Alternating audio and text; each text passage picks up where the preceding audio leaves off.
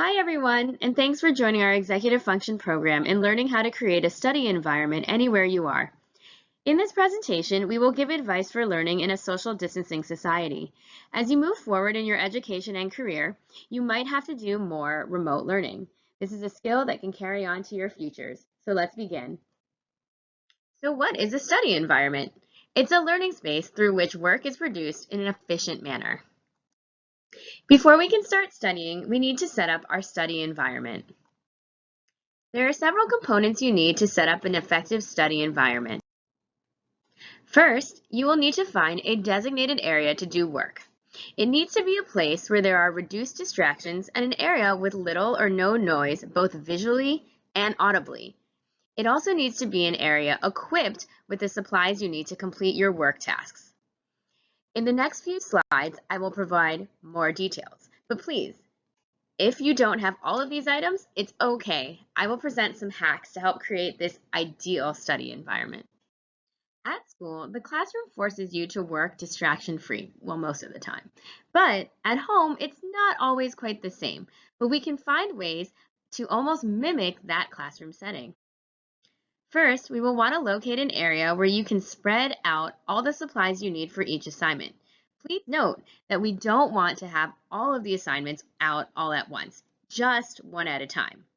This location should be a place where you will have enough room to do your work and to put all the supplies you will need for each specific item out where you can see it. When you're not working on a specific assignment, that assignment and the supplies you need for it should be put away where you can't see it, such as in the book bag or maybe even under the table. Your designated work area should also be in a reduced distraction location. It should be an area with not a lot of visual noise, aside from what you are working on, and there shouldn't be other items out like toys or other items that can get you off topic. The area that you choose should also have little or no audible noises. Don't go into a room where the TV is going to be on in the background. Sometimes there are other constraints that don't allow us to have a whole room or table to ourselves, but that's okay. We can get creative with what we have. If you are sharing a room with a few people, there are still ways to create a workspace. You can designate the corners or wall faces to specific people in the room. For example, my mom can have the top back right corner of the room. My dad can have the left back corner of the room. I can sit in the right front corner of the room, and my brother Justin can have the front left corner. You can also get creative and make rotation stations with your household members for a change of scenery and a quick stretch break. You can see in the top left picture where each corner has been designated a specific subject. As you can see, math is in the top left back part of the corner, English is in the right back part of the corner, science is more towards the front right, and history is the front left. Another way to utilize this technique is if you have siblings, and one way you could do this is to travel to each station together and use each other as a study buddy. If you have an older sibling and get stuck on a problem, you can ask them to explain the concepts that you are learning. You could also just take this opportunity to teach your siblings, whether they're older or younger, about the concepts you are learning. This helps increase your metacognition, which is being aware of the concepts that you are learning. Another way to create a workspace is by cleaning up another area. For a quick fix, you could find a currently occupied area with stuff, move it into a box temporarily, like the picture on the top right shows, and then use that area for work. And when you're done, you can just move the items right back to where they were. The last kind of hack for this technique is if you are sharing a table, you can also make boundaries on the table like place settings at dinner. This allows you to have your own workspace and designate your areas. Ways to do this is by using tape or privacy walls by using folders and standing them up.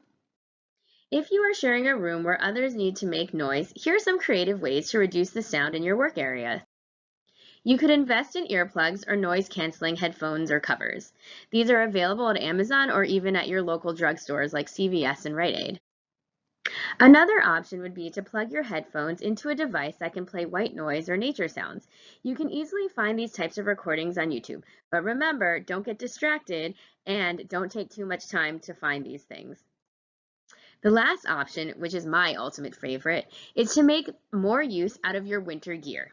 You can use your earmuffs or hats to cover your ears and help reduce the sound. Before you begin your work, you will want to make sure that you have the necessary supplies for your studying. Typical items include a computer, of course, with only the essential web pages and programs open, your homework planner, writing utensils such as pencils and pens, paper, calculator, preferably also a timer to help you keep track of the amount of time you're spending on your work. I would also recommend that you do not use your phone. Phones tend to be distracting and sometimes get us sidetracked from the goal that we have. All non-essential supplies should be put out of sight and out of view. I often recommend putting it under the table. If you're not working at a table, then putting it in the backpack and putting it behind you, basically where you cannot see it. Remember, the more often you have to get up and get something, the easier it is to get sidetracked and lose important studying time. Sometimes there are resources that we will have to share with others who are also trying to get their work done as well. Some hacks to obtaining the necessary supplies we need would be to 1, remember that sharing is caring. So sitting down with members of your household to coordinate when resources will be available is something to do. Take the time to look at everyone's work schedule and schedule times with built-in wiggle room, of course, to use these coveted resources.